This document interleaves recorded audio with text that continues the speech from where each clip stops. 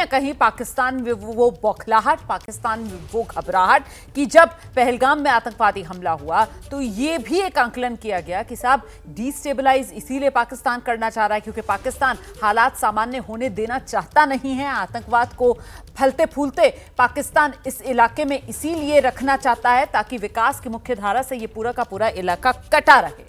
ऐसे में अब जरा मेघा के पास आपको लेकर चलेंगे और मेघा, यहां अब हम जिस तरीके से चर्चा को आगे बढ़ा रहे हैं तो इसी कड़ी में जरूरी हो जाता है रक्षा मंत्री राजनाथ सिंह के उस बयान को याद करना जो अभी हाल ही में पिछले दिनों उन्होंने दिया था कि पीओके खुद चलकर आएगा।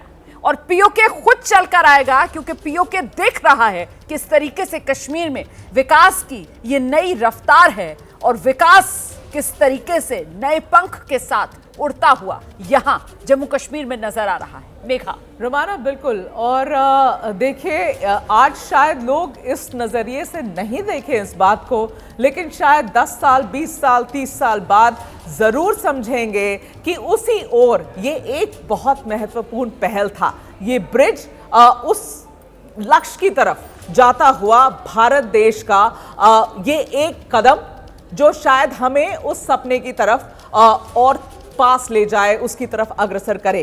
पहली बात। दूसरी बात, जब राजनाथ सिंह जी ये कहते हैं और ये बार बार कहते हैं कि हम पीओके खुद ही हमारे पास आना चाहेगा, एक दिन वो भी आएगा। और क्यों कहते हैं, ये कॉन्फिडेंस क्यों है हमारे रक्षा मंत्री को कि पीओके के लोग ही खुद आंदोलन करेंगे, पीओके के लोग ही खुद आवाज उठाएंगे, पीओके के लोग ही खुद चाह अपनी जताएंगे कि उन्हें भारत के साथ वापस आना है। और वापस आना है क्योंकि वैसे भी अभिन्न अंग हमारा ही था वो, रोमाना। भारत का ही अंग था जिस पर पाकिस्तान ने कब्जा किया है, इसीलिए हम उसे पाकिस्तान ऑक्यूपाइड कश्मीर कहते हैं, पीओके कहते हैं, क्योंकि वो भारत का अंग है, हमारे मैप का हिस्सा है। उसे अभी पाकिस्तान अपने कब्जे में लेके बैठा है, लेकिन भारत की ये आशा है और उसके तरफ बढ़ता हुआ एक ठोस कदम ये भी है। रोमाना, आप देखिए आज जिस तरीके से मैदानी इलाके और घाटी को आज जोड़ दिया गया है अगले 125 सालों के लिए, और आई एम श्योर कि 125 साल के बाद टेक्नोलॉजी इतनी आगे बढ़ेगी कि हम और भी आसानी से एक जगह से दूसरी जगह पूरे जम्मू एंड कश्मीर में जा सकेंगे।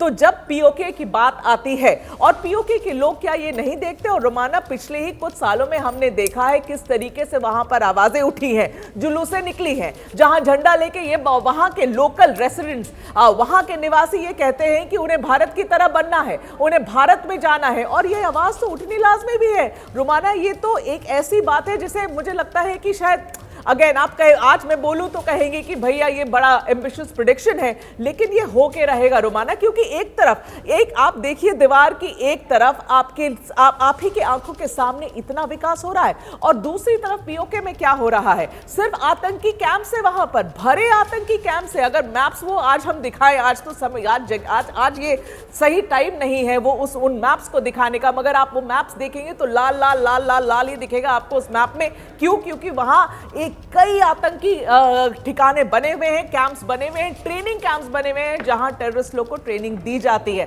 तो रोमाना, वहां के लोग जिस तरीके से परेशान हैं, वो जब इस तरीके का विकास देखेंगे तो क्या चाहेंगे। हर कोई वहां टेररिज्म और टेररिस्ट बनने को नहीं रहा है ना, वहां के तो लोकल निवासी भी हैं, उनके लिए तो ये सपने जैसा है, दीवार के उस तरफ सपना है और इस तरफ एक मिजरेबल लाइफ है, तो क्या चुनेंगे वो। आप जिस बात का जिक्र कर रही है, देखिए प्रेमपाल जी के पास हम लेकर चलते हैं दर्शकों को। प्रेमपाल जी भी लगातार हमारे साथ बने हुए। प्रेमपाल जी, इसीलिए मैंने ये सवाल पूछा कि पिछले दिनों रक्षा मंत्री राजनाथ सिंह का बयान, और जब उन्होंने बयान दिया था कि साहब पीओके खुद चलकर आएगा, तो जो विपक्षी लोग हैं काफी उन लोगों की तरफ से सवाल उठाया गया था इस मुद्दे को लेकर। लेकिन आज रक्षा मंत्री राजनाथ सिंह के बयान के मायने जो हैं वो इन तस्वीरों से बिल्कुल साफ हो रहे हैं कि आतंकवाद को जड़ से अगर मिटाना है तो फिर विकास ही भारत का वो ब्रह्मास्त्र है, और उसी विकास के ब्रह्मास्त्र से सारी समस्या का समाधान होगा, पीओके खुद चलकर आएगा। प्रेमपाल शर्मा जी।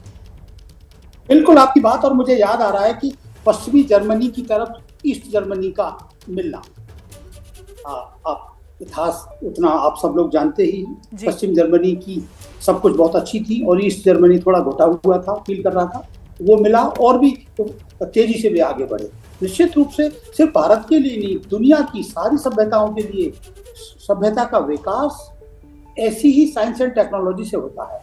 जहां हर आदमी के पास जॉब, शांति और इसकी सुविधाएं होती हैं। अगर कश्मीर से पूरी तरह से जुड़ा हुआ देश के साथ में, तो इन सभी के लोगों की समृद्धि होगी।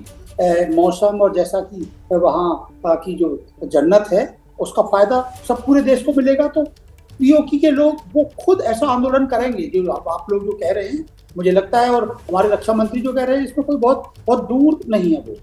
लेकिन हमें इस बीच में थोड़ा सा और सावधान रहना होगा, क्योंकि जब ऐसा होता है तो दुनिया की कुछ और बड़ी ताकतें कुछ और बड़ा खेल खेलती हैं, पड़ोसी देशों को भड़काने का, उनको ऐसी एड देने का। तो हमें उन चुनौतियों से, लेकिन उन चुनौतियों पे या उसकी तरफ इशारा करने से पहले मैं चाहूँगा कि हमारे देश के अंदर जो शांति है, जो एक भ्रातृत्व है और जो सबके लिए एक बराबरी का सपना है, तो वो हमें पूरा होना चाहिए। मैं एक चीज़ और भी जोड़ना चाहूँगा, जो भारतीय रेल को सलाम करते हुए उन इंजीनियर्स के लिए जो ऐसी स्थितियों में पिछले 20 साल से लगातार वहाँ बने हुए हैं, और जब टेररिज्म की और दूसरी घटनाएं होती हैं और कई बार उसके शिकार भी हुए हैं, इस बीच में उन्होंने ये जो काम किया है, इसके लिए उनकी जितनी उनको बधाई दी जाए कम है।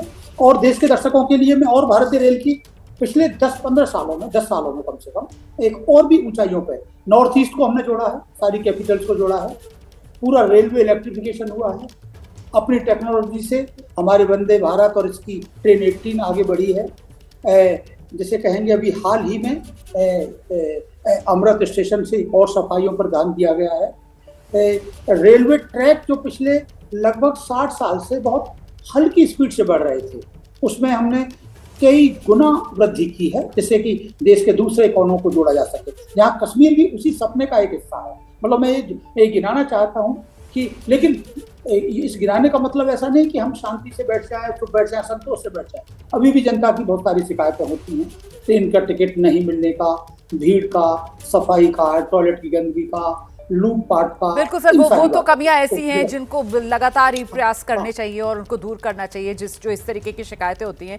लेकिन इस बीच ये बड़ी खबर है, कश्मीर में आज ये नया इतिहास लिखा जा रहा है। प्रधानमंत्री नरेंद्र मोदी की आज की ये तस्वीरें आप देख रहे हैं। चिनाब रेल ब्रिज, और ये दुनिया का सबसे ऊंचा रेल आर्च ब्रिज है जो चिनाब नदी पर बनकर तैयार हुआ है, और इसी के साथ कटरा से लेकर श्रीनगर और बारामूला तक जो उधमपुर श्रीनगर बारामूला रेल लिंक है वो मुकम्मल आज होने जा रहा है। प्रधानमंत्री नरेंद्र मोदी ये बड़ी सौगात जम्मू कश्मीर को देंगे, जो